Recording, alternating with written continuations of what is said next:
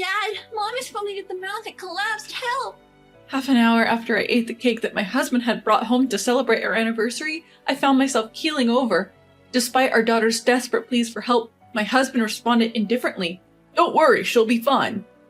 He wore an uncanny smile as he said this, and leaving me in my struggle and our daughter in tears, he walked out. He must have gone to report to someone that this plan had worked out perfectly. Mom, are you okay? To our crying daughter left behind, I managed to respond, "I'm alright, sweetheart," and slowly got back up. With a reassuring smile, I calmed her down. I knew it. In reality, I'm the one who had succeeded in the plan. They, who are oblivious to this fact, must now witness their impending hell. I am Mia, a 32-year-old office worker. I live with my 6-year-old daughter, Emma, and my husband, Brian, who is the same age. We used to live a happy life with my husband being a caring and doting father. However, about a year ago, his attitude towards me gradually became cold and indifferent. I agonized over whether I had done something to offend him, but I couldn't think of anything. "You really haven't aged, haven't you? Well, you are a 32-year-old hag after all." "That's harsh. You're the same age as me, you know. Your clothes and makeup are old-fashioned and uncool. Can't you dress up more like other people?" I was baffled and hurt by his sudden and baseless criticism. He was not the kind of person who would say such insensitive things. At least, he hadn't been. Back then, I didn't understand what was happening and was simply hurt. Mom is beautiful. Don't talk like that. Emma quickly came to my defense, but Brian just clicked his tongue and left the house. His atrocious behavior wasn't limited to just words. There were many times when he ignored me entirely. Even if I woke up early to prepare a lunch, he would get furious if he didn't like the side dishes. "What the? Don't put frozen food in there! You're slacking off."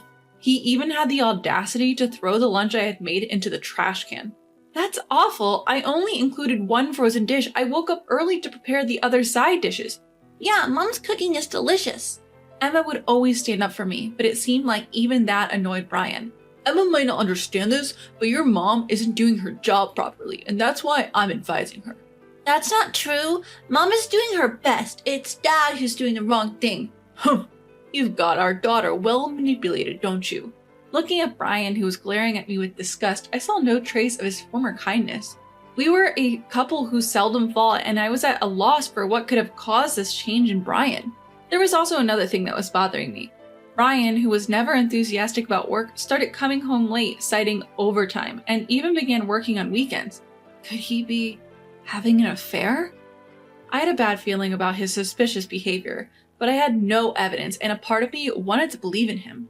He was still providing for our family and was a kind father to our daughter, so I kept hoping that his current foul mood would pass and he would return to his kind self. However, one day something troubling happened. When I updated our passbook, which we were saving separately for Emma's future education expenses, I found that the money had decreased. Over the past half year, $500 then $1,000 had been withdrawn, totaling to $10,000. The only other person who could use this money was Brian. "The money we've been saving for Emma has decreased. Did you withdraw it?" "Yeah, I lent it to a friend who was in debt." "Who is this friend you're helping by taking on their debt?" "That's none of your business." Brian said this dismissively, showing no signs of remorse. Moreover, it was strange that he frequently withdrew money in several installments to lend to his friend. That money was for Emma's future. "So what? It's my money because the account is in my name. Stop complaining." "That's not right. I work too and have been depositing money into that account." "Shut up!" Brian suddenly shouted and threw the remote control that was on the table. It flew swiftly past my face. "What are you doing? That's dangerous!" "Being a wife, how dare you boss me around? You should just obey me." In his excitement, Brian wouldn't listen to anything I said. Our relationship continued to become strained. How did things come to this? What should I do? Concerns about how to deal with Brian crossed my mind, and the idea of reconciliation seemed difficult. One night, as I woke up late, I heard Brian talking to someone on his cell phone from the balcony. "Looking forward to executing it on our wedding anniversary." I was astonished by the following conversation. Is this a joke? Feeling a deep sadness at how his love for me had cooled off, at the same time, I felt a boiling rage. The next day, having confirmed Brian's betrayal, I decided to open the computer he always used in his study. I remembered the password as I had borrowed it only once a long time ago. As I nervously checked the contents of the computer, it appeared that Brian was indeed having an affair, and there were numerous message exchanges with an unknown woman. I was shocked when the reality I had suspected was placed before my eyes. Furthermore, from those exchanges, I discovered Brian's shocking plan. So that's what it was. Well, I have a plan too. Having learned of Brian's plan, I devised a strategy. As expected, a few days before our wedding anniversary, Brian suddenly started being nice to me. For me, who had been subjected to verbal abuse from him, it felt disgustingly weird, and I realized that he was about to execute his plan and was making preparations. Our wedding anniversary is coming up. Oh, you remembered? Of course. It's an important anniversary for us. I've been having some problems at work lately, and I've been cold to you. I feel bad about that. As he made the obvious excuse, Brian was arching his eyebrows dramatically. Is that so? Maybe I haven't been considered enough. I'm sorry. No, I appreciate you. Let's have a fun day on our wedding anniversary, just the family. I'm happy. Thank you. I'll make a feast. I was pretending to be deceived and acting happy, but I felt lonely. It would have been nice if this was true. I would have felt genuinely happy listening to my husband's words, and then the day of our wedding anniversary arrived. I prepared lots of dishes that Brian and Emma loved and waited. Wow, it looks delicious. I can't wait for Daddy to come home. Emma was overjoyed and danced while humming. I felt sorry for my happy daughter who didn't know what was about to happen. Eventually, Brian came home and presented me with a bouquet and a cake. It's not flashy, but I thought it's modest like you, so I chose it. Looking at the bouquet offered to me, my heart skipped a beat. Brian had made a good cover-up, but I knew that wasn't why he chose this flower. Could you put it in a vase right now? I understand. Thank you for the beautiful flowers. After arranging the flowers and having a pleasant meal, it was finally dessert time. The cake Brian bought was 3 kinds of cakes: chocolate, strawberry, and cheesecake. Seeing this, I intentionally spoke to my daughter. Hey Emma, I want to eat chocolate cake today. Could you let me have it? But Emma always eats the chocolate. But okay, today I'll let you have it. I did not miss Brian's sudden shudder as he heard our conversation. Well, I'll have the cheesecake. Emma, wait a second. When my daughter tried to take out the cake, my husband stopped her in a panic. He struggled to find a reason for his startled daughter. Well, the cheesecake seems to have a bit of alcohol in it. Emma should avoid it. The shop assistant told me so. Brian rushed to explain, quickly grabbing the strawberry cake before Emma or I could. His panic was almost comical. You're eating that? Yeah, I love strawberries. Huh, that's news to me, I responded. Meanwhile, Emma was elated, eagerly beginning to feast on her beloved chocolate cake. Upon seeing me select the cheesecake, Brian smirked and quickly devoured his portion. As I reached for my cake, he watched swallowing hard. Hey, it's hard to eat when you're staring so much. Why don't you and Emma go bathe first? I want to savor my cake. Brian laughed it off and excused himself, taking Emma to the bath.